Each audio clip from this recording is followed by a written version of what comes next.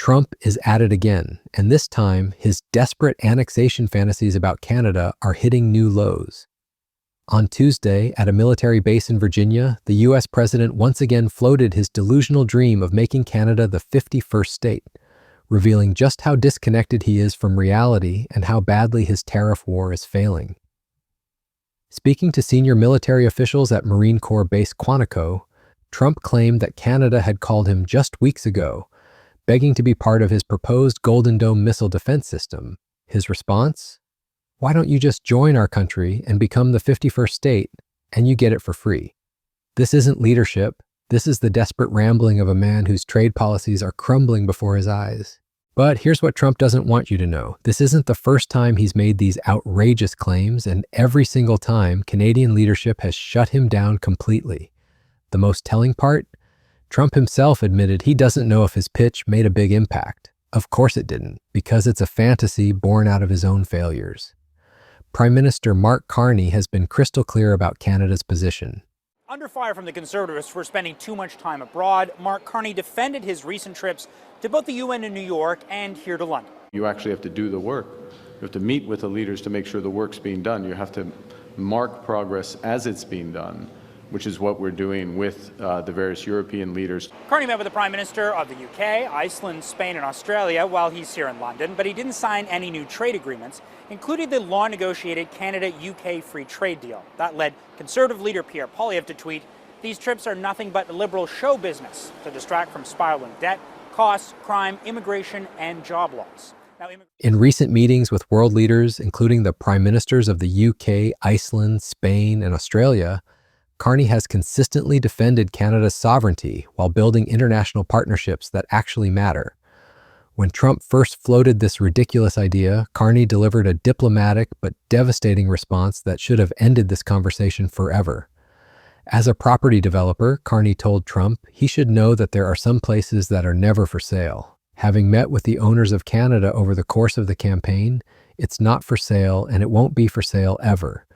When Trump tried to keep the door open by saying never say never, Carney's response was absolutely brutal. Never, never, never, never, never. That's 5 nevers in case Trump needs help counting. But Trump's obsession with Canadian annexation reveals something much darker about his presidency and his approach to international relations. This isn't about defense partnerships or economic cooperation. This is about a fundamental misunderstanding of sovereignty, democracy, and basic diplomatic respect. The context makes Trump's behavior even more troubling. His 51st state rhetoric comes at a time when his administration has been hammering Canada with punitive tariffs that are destroying industries and relationships built over decades. Trump has imposed tariffs on steel, aluminum, automobiles, and copper. He's threatening lumber tariffs that will devastate Canadian forestry. Just this week, he announced 100% tariffs on motion pictures made outside the United States, signed executive orders putting a 10% tariff on foreign softwood lumber and timber, and a 25% tariff on kitchen cabinets, vanities, and upholstered wooden furniture. These aren't the actions of someone seeking partnership. These are the tactics of economic warfare. U.S. President Donald Trump keeps telling everyone how much he loves tariffs, but it's been a minute since he had new ones to debut. Today, though, he's coming after foreign film industries, including the one in this country, saying he'll slap 100% tariffs on movies made outside of the United States, something Ontario Premier Doug Ford quickly condemned. Well, I disagree with anything that guy says. He drives me crazy. First of all, we built the movie business up to roughly about $3 billion. Our goal is to build it up to $5 billion. So we're going to continue growing, continue investing in the film industry. Foreign Affairs Minister Anita Anand, meanwhile, addressed the United Nations this morning, laying out the Carney government's foreign policy priorities in light of a changing world. She spoke with us shortly after delivering her speech. Hi, Minister. Pleasure to welcome you back to the program. Thanks for making the time. Thanks, Fantasie. Politico wrote this morning that after being in the room for Donald Trump's speech to the UN last night, that you recast the speech that you delivered this morning, which happened just minutes after Donald Trump announced yet another big round of tariffs. This time, 100%, he says, on movies made outside of the United States. Do you know how that will impact Canada? Well, first, I just want to correct the record. Ontario Premier Doug Ford's response to these latest tariffs was telling. He said Trump drives him crazy and that he disagrees with anything that guy says. Ford emphasized that Ontario's film industry alone is worth roughly $3 billion, with a goal to build it up to $5 billion, and they will continue growing and investing despite the tariff threats. And when those tactics inevitably fail to produce the results he wants, Trump retreats into these annexation fantasies as if somehow Canada will just give up and join the United States to escape his economic bullying. It's a strategy that reveals both his desperation and his fundamental misunderstanding of how international relations actually work. The timing of Trump's latest 51st state comments is particularly revealing. They came just days after U.S. Ambassador to Canada Pete Huckstra tried to walk back this rhetoric, claiming it was Canadians who were fixated on the 51st state talk and that such rhetoric was now in the past. Hoekstra specifically said that kind of talk came out of a time when there was a certain kind of relationship between the president and a prime minister, clearly referring to the previous administration. Trump couldn't even let his own ambassador's damage control efforts stand for a week before undermining them completely. By the countries next year. I think what all of this underscores is the importance of the upcoming review of CUSMA. A review, we're doing our consultations for that, as the Americans, as are the Mexicans, and there will be discussions that begin in a few months' time. And our objective is going to be obviously the best deal for Canada, but also to get ourselves in a position where there aren't these specific issues, important issues that are erupting, on a episodic basis, if I can put it that way. Canada is set to review the agreement on its own in the coming months. The federal government launching public consultations to hear from communities, lawmakers, and industry leaders before a new agreement is negotiated with the U.S. and Mexico. In the more immediate lens, Carney says he spoke with U.S. President Donald Trump earlier this week in New York, that meeting coming around the same time Washington imposed tariffs on pharmaceutical goods. We are, we're engaged with the U.S. In ongoing discussions on some of those specific strategic areas. Those conversations are ongoing. I had a higher level conversation with the president a few days ago. The latest tariffs would see 100% import tax. In fact, just earlier this week, Carney had a high-level conversation with President Trump in New York, coinciding with new U.S. tariffs on pharmaceutical goods and other products. During these discussions about the upcoming CUSMA review scheduled for next year, Carney stressed the importance of securing the best deal for Canada while avoiding episodic trade disputes. This pattern reveals something crucial about Trump's approach to Canada. It's entirely transactional and completely disrespectful. When he wants something from Canada, he dangles the carrot of defense cooperation. When Canada doesn't immediately capitulate to his demands, he pulls out the stick of annexation threats. It's a juvenile approach to international relations that diminishes American leadership on the world stage. The Golden Dome defense system that Trump keeps using as bait in these conversations is itself problematic. Trump has claimed it would cost Canada $61 billion to join, then raise that price tag to $71 billion. The system is supposedly based on Israel's Iron Dome, but Trump's descriptions of it sound more like science fiction than serious defense policy. Using this hypothetical defense system as leverage for annexation talks reveals how Trump views international partnerships, not as mutual agreements between sovereign nations, but as opportunities for American dominance and control. What makes Trump's behavior even more problematic is how it's being received by the very military leaders he was addressing. According to reports, the military officials at Quantico remained largely silent during his speech, following the nonpartisan tradition of the U.S. Armed Services. Even his own military leadership isn't buying into these annexation fantasies. The silence from those military leaders speaks volumes about how Trump's rhetoric is viewed by the professionals who would actually have to implement any serious defense cooperation with Canada. But when he says things like, we don't have anything you want, you got no cards, that to me is uninformed. Because this relationship... That is a decision for you and your policy making. I'm not going to sit here and tell you that you're uninformed about the president. I just take great offense at Canadians saying our president is uninformed, our president is untrustworthy, and those types of things. And if that's the dialogue that you want, it's kind of interesting. This tension has even spilled over into diplomatic meetings, where U.S. representatives have taken offense at Canadians characterizing the president as uninformed and untrustworthy, leading to heated exchanges about trade negotiations and diplomatic respect. But perhaps the most damaging aspect of Trump's 51st state obsession is how it undermines legitimate U.S.-Canada cooperation on defense and security issues. NORAD, the existing binational air defense alliance, has been protecting both countries for decades. There are ongoing discussions about potentially expanding that cooperation, but Trump's annexation rhetoric poisons the well for any serious negotiations. When Trump frames defense cooperation as a stepping stone to annexation, he makes it politically impossible for Canadian leaders to engage in the kind of serious defense discussions that both countries actually need. Prime Minister Carney has indicated that there may be potential for extending NORAD cooperation, calling them live, ongoing discussions that Canada will continue to pursue as long as they make sense for Canada. But how can those discussions proceed in good faith when Trump keeps using them as opportunities to push his annexation agenda? Trump's approach also reveals a fundamental misunderstanding of what Canadians actually want. Polling consistently shows that Canadians have no interest in joining the United States. The idea is so unpopular that even Trump's own political advisors should be warning him about the electoral implications.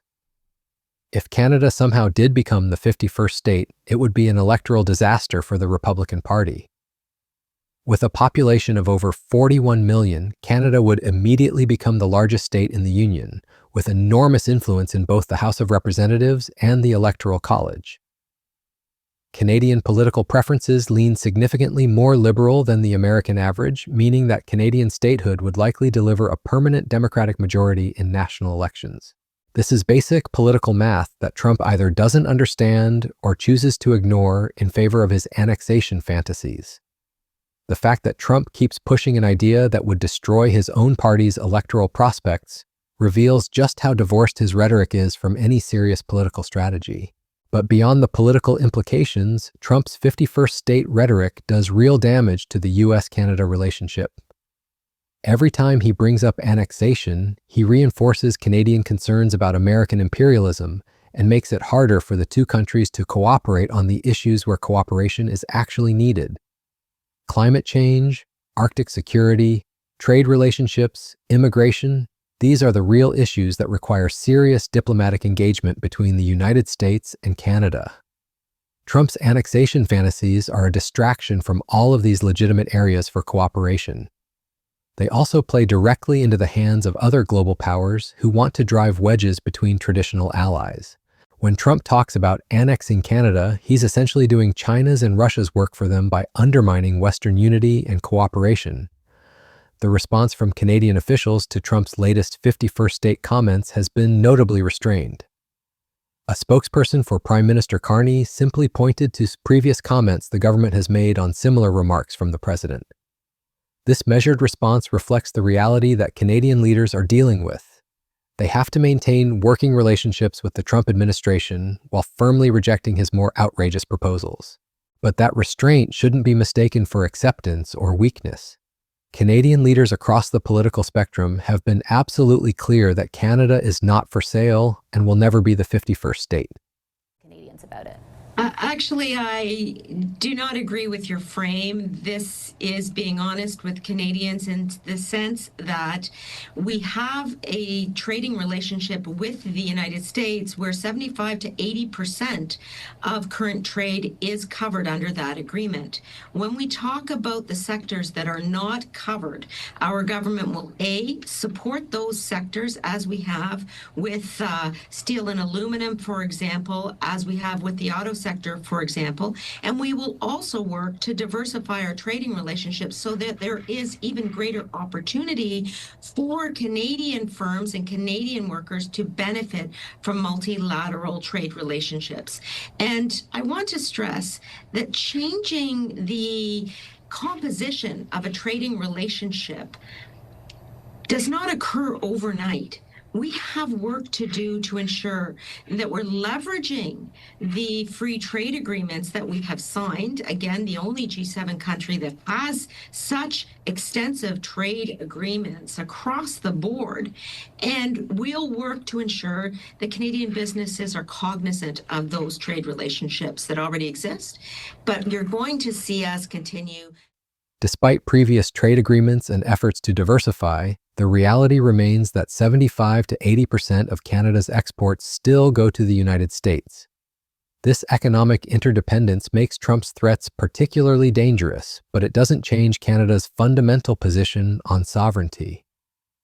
Ontario Premier Doug Ford put it perfectly when he said that Canada and the U.S. supply sectors are so intertwined that you can't unscramble an egg, but that Canada is not for sale and will never be the 51st state. The economic reality that Ford references is actually crucial to understanding why Trump's approach is so counterproductive. The U.S. and Canadian economies are deeply integrated through decades of trade agreements and cross-border investment. Supply chains stretch across the border in ways that make Trump's tariff wars economically destructive for both countries. Rather than threatening annexation, a serious American leader would be working to strengthen and expand these economic ties for mutual benefit. Trump's tariff wars are already causing real damage to these integrated supply chains. American manufacturers are paying higher costs for Canadian raw materials. Canadian companies are losing access to American markets. Workers on both sides of the border are losing jobs because of disrupted trade relationships. The federal government has even had to provide a $400 million relief loan to tariff-hit Algoma Steel, with Ontario adding another $100 million just to keep the industry afloat. Instead of addressing these real economic problems, Trump retreats into annexation fantasies that solve nothing and make cooperation more difficult. The broader pattern here is deeply troubling for American foreign policy. When Trump can't get what he wants through normal diplomatic channels, he resorts to threats, bullying, and now annexation rhetoric. This approach has already damaged relationships with traditional allies around the world, and his treatment of Canada is just the latest example. America's strength has always been built on its network of alliances and partnerships. When Trump undermines those relationships with rhetoric about annexing allied nations, he weakens American influence globally and makes it harder for the United States to address the real challenges it faces in the 21st century. The military officials who sat in silence during Trump's Quantico speech understand this. They know that American security depends on cooperation with allies, not on annexation fantasies that alienate those same allies. They understand that serious defense cooperation requires mutual respect and shared interests, not the kind of imperial thinking that Trump's 51st state rhetoric represents. As Trump continues to face mounting challenges both domestically and internationally, his retreat into these Canadian annexation fantasies reveals a president who is increasingly disconnected from reality. His own ambassador tried to walk back this rhetoric, his military leaders won't endorse it, and Canadian leaders have rejected it repeatedly and emphatically. Yet Trump keeps returning to these same failed talking points because he has no serious strategy for actually improving U.S.-Canada relations. The tragedy is that there are so many areas where the United States and Canada could be cooperating more effectively. Arctic security, renewable energy development, immigration management, infrastructure investment. These are all areas where both countries could benefit from deeper cooperation. But Trump's obsession with annexation makes progress on any of these issues more difficult by poisoning the diplomatic well. Moving forward, the question isn't whether Canada will ever become the 51st state. That's never going to happen. The question is whether Trump will continue to damage the U.S.-Canada relationship with this rhetoric, or whether he'll finally listen to his own advisors and Canadian leaders and focus on areas where cooperation is actually possible. For now, the evidence suggests that Trump will continue down this destructive path. His pattern of behavior shows a president who doubles down on failed strategies rather than adapting to reality. His latest 51st state comments, coming just days after his own ambassador tried to put this rhetoric to rest, show that Trump either can't or won't change course. The real losers in this situation are the American and Canadian people who would benefit from stronger cooperation between their governments. Trump's annexation fantasies are standing in the way of progress on climate change, economic development, security cooperation, and countless other issues where both countries share common interests. Prime Minister Carney and other Canadian leaders have shown remarkable restraint in dealing with Trump's provocations, but their patience isn't unlimited. Every time Trump brings up the 51st state idea, he makes it a little bit harder for Canadian politicians to justify cooperation with the United States on any issue. The damage from Trump's rhetoric extends beyond just the immediate diplomatic relationship. It affects how Canadians view America and Americans, how other allies perceive U.S. leadership, and how future cooperation between the two countries will be structured. Trump's 51st state obsession is a perfect example of how his presidency consistently chooses short-term political theater over long-term strategic thinking. Rather than building the kind of partnerships that America needs to address 21st century challenges, Trump is burning bridges with America's closest allies for the sake of applause lines that don't even work. The military leaders at Quantico understood this, which is why they remained silent during Trump's speech. They know that America's security depends on allies like Canada, not on the kind of imperial fantasies that Trump keeps promoting. As this story continues to develop, one thing is clear: Trump's desperate 51st state push has backfired completely. Instead of bringing Canada closer to the United States, his rhetoric has strengthened Canadian resolve to maintain independence and sovereignty. Instead of improving the relationship between the two countries, his annexation fantasies have made cooperation more difficult. And instead of demonstrating American leadership, his behavior has shown the world a president who is increasingly out of touch with reality and unable to manage even the most important bilateral relationship in North America. The 51st state will never happen, but the damage from Trump's rhetoric will take years to repair.